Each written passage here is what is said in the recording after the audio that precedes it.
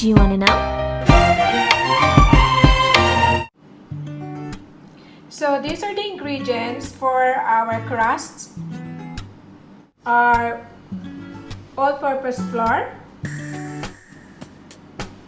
butter and sugar, salt and egg, and 1/4 cup of cold water. Now we need to add the sugar and then the salt, and then start to mix it well.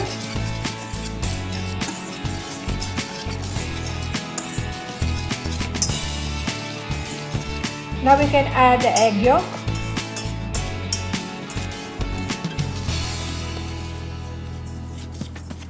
And then add the butter.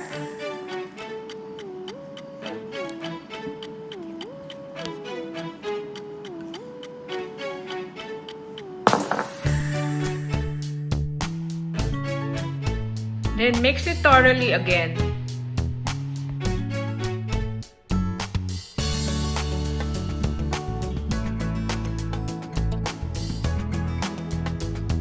Then add water.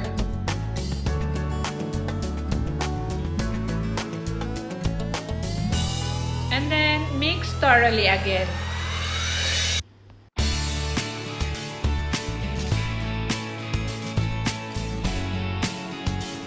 Once the dough is already formed, cover it and refrigerate for 1 hour.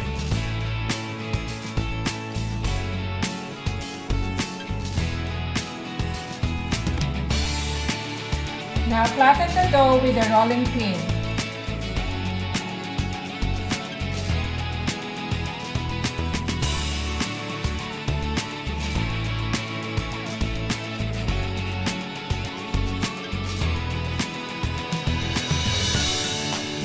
And then mold the dough into a baking pan.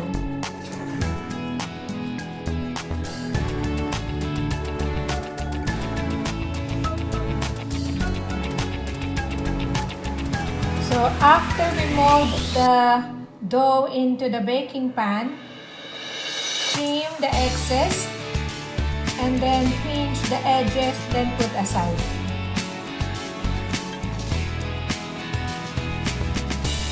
Now for the filling, we need to beat 1 egg white.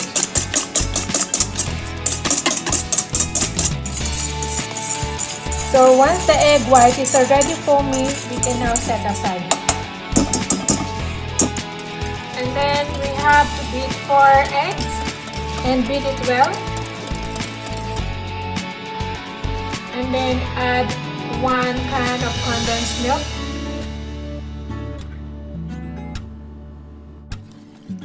Mix thoroughly.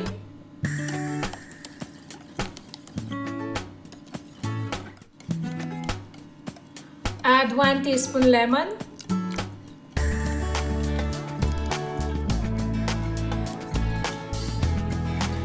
And also we have to add 1 teaspoon vanilla extract.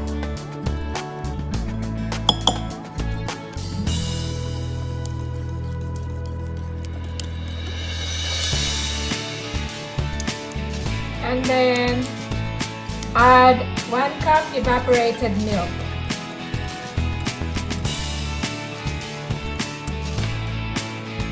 After mixing well, we can now add the egg white foam.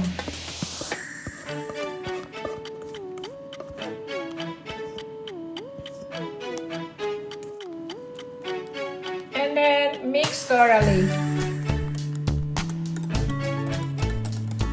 Now we can add the jackfruit.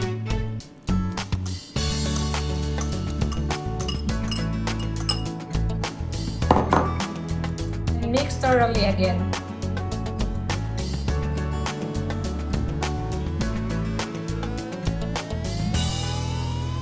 Now we pour the filling into the molded dough. And then put them into the oven 170 degrees Celsius. And then after 15 minutes, we have to reduce it 160 for 45 minutes.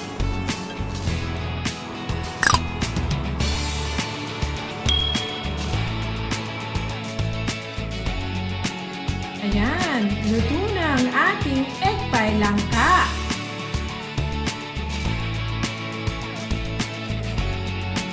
Kain tayo!